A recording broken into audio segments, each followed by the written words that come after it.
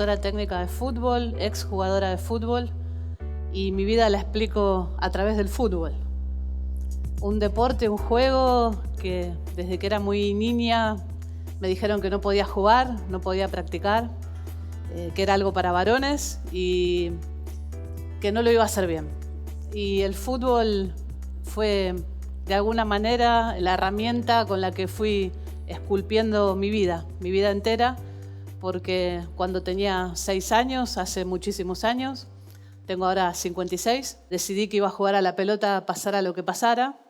A lo largo de mi vida fue la herramienta para construir una identidad, para pararme en un lugar de lucha y de batalla. Creo que ser futbolista hoy es también tener una conciencia política y una conciencia de transformación, porque estamos convencidas que el derecho al juego es un derecho humano.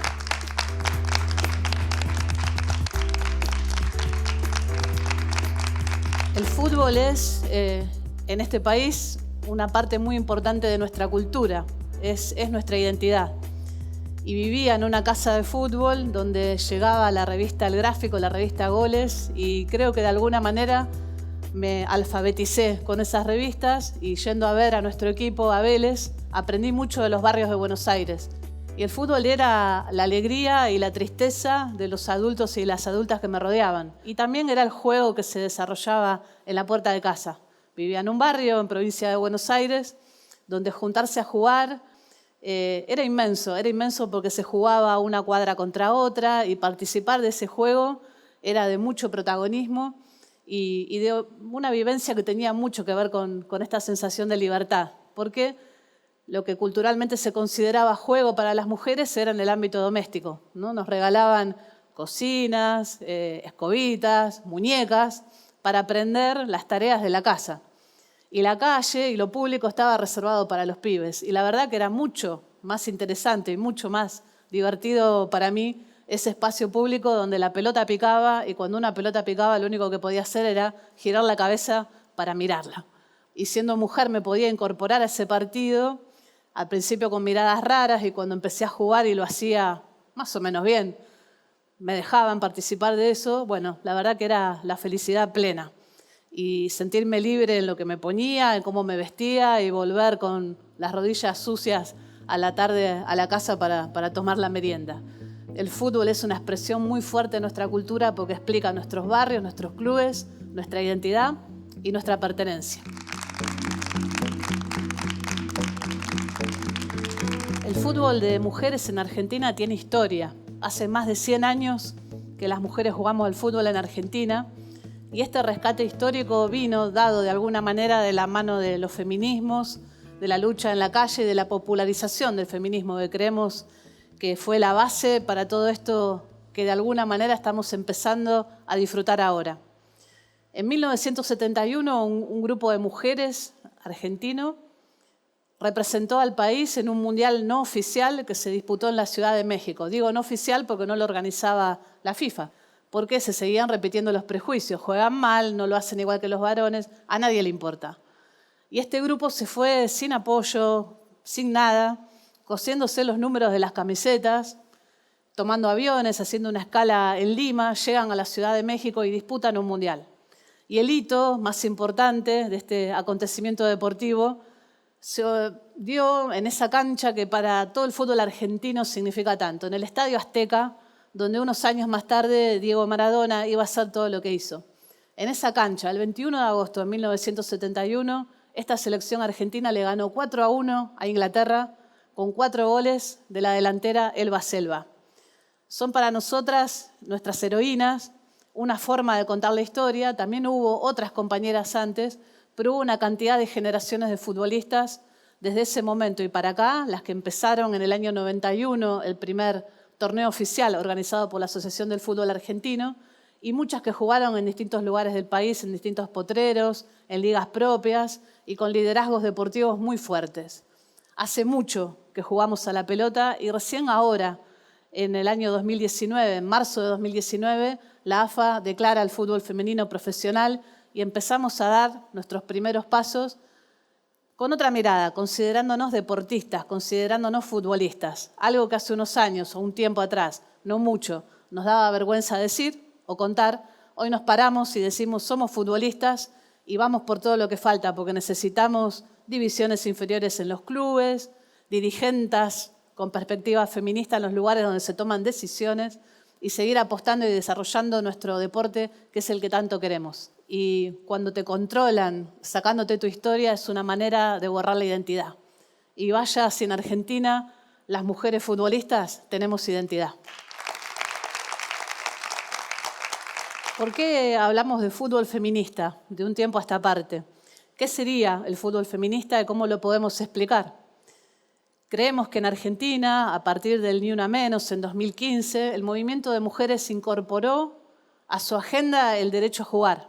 Por eso el fútbol feminista es ese que piensa en transformar, el que tiene conciencia de clase, porque sabe que no es lo mismo jugar a la pelota en una barriada que jugar en otra parte donde se pueden disfrutar más privilegios, y el que tiene conciencia de género, porque sabe que no hay nada más importante para una futbolista que otra futbolista y que la capacidad de transformar es en redes, que es algo que el feminismo nos enseñó.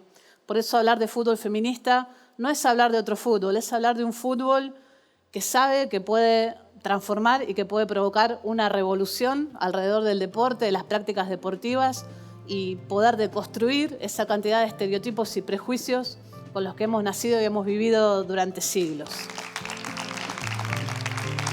¿Cómo nos imaginamos el fútbol en las villas y en los barrios populares?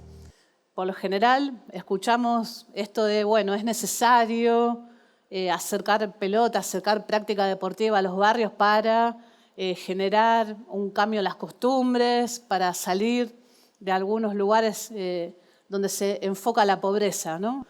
Las canchas de fútbol en los barrios son importantísimas, son los espacios públicos por excelencia. En una cancha de fútbol pasa todo. Es muy difícil, por más que haya muchísima necesidad de vivienda y de lugares para vivir, que a la cancha de fútbol se le invada. Y lo que suele ocurrir también en las barriadas es que la parte que las mujeres puedan usar ese lugar es restringida. Por lo general la cancha siempre es de los pibes. Entonces, habitar la cancha de fútbol fue para nuestra organización el paso primordial, el primer lugar que teníamos que habitar para pensar entrenamientos de fútbol de calidad. No es ir a tirar la pelota un rato, no es ir a hacer asistencia, no es ir a hacer caridad, es ir a poner un derecho en movimiento. Y cuando ponemos ese derecho en movimiento nos empoderamos absolutamente todas, las entrenadoras, las compañeras que están y habitan el barrio y todas, porque se produjo como una especie de efecto dominó. Cuando se ocupó la cancha éramos 10, 12, nos quedábamos ahí con lluvia, sol, lo que pasara, frío o calor, para preservar el horario. Muchas veces tuvimos batallas cuerpo a cuerpo con los pibes para que entendieran que ese horario era nuestro. Y una vez que eso se conquistó, empezaron a llegar compañeras de todos lados y de todas las edades. El fútbol nos permite entender que las transformaciones son colectivas. Difícilmente una puede avanzar en la cancha sola, ¿no? Necesita alguien para apoyarse, aún la que es más talentosa. El fútbol en el barrio es motor de alegría, motor de grupalidad, motor de cambio. Y por esos lados vamos, que no tiene nada que ver con tirar la pelota un rato para sacar de la calle a nadie. Más bien es la práctica de un derecho para ser mejores y un punto muy importante para nosotras para empezar a erradicar lo que entendemos como violencia de género. Nosotras aprendimos que podemos ser libres en una cancha de fútbol. ¿Y por qué aprendimos eso? Y fuimos construyendo ese conocimiento. Pudimos darnos cuenta que nuestros cuerpos podían saltar, meter un codazo si hacía falta, que teníamos fuerza para meter un cambio de frente, que podíamos pasarnos la pelota entre nosotras y hacerlo bien, y que nuestro cuerpo era mucho más de lo que nos habían dicho, que no era únicamente para ser madres en algún momento. Nos damos cuenta también que las tareas de cuidado las podíamos dividir, que el compañero varón podía hacerse cargo de los hijos y de las hijas mientras nosotras estábamos en la cancha jugando. Aprendimos que podemos tener otro lenguaje entre nosotras, que no tiene que ver con la descalificación ni con no escuchar. Aprendimos a escucharnos en eso de llevar lo que pasa en la cancha afuera a la vida. Conquistamos el territorio, que es la cancha de fútbol, y con los vínculos entendimos que todas las transformaciones son colectivas y que calaron hondo. Por eso hablamos del fútbol como una expresión de libertad, porque cada una es como es, porque a nadie le dicen tenés que ser así o asá o de otra manera. Y esa expresión de libertad que pasa por el cuerpo se vivencia con un deporte tan maravilloso, con un juego que amamos profundamente, porque tiene que ver con nuestra cultura, tiene que ver con nuestra forma de ser. Eso es para nosotras el fútbol, así lo queremos seguir viviendo y así convocamos a más compañeras a que vengan a jugarlo para que realmente sean lo que quieren ser en una cancha de fútbol y fuera de ella.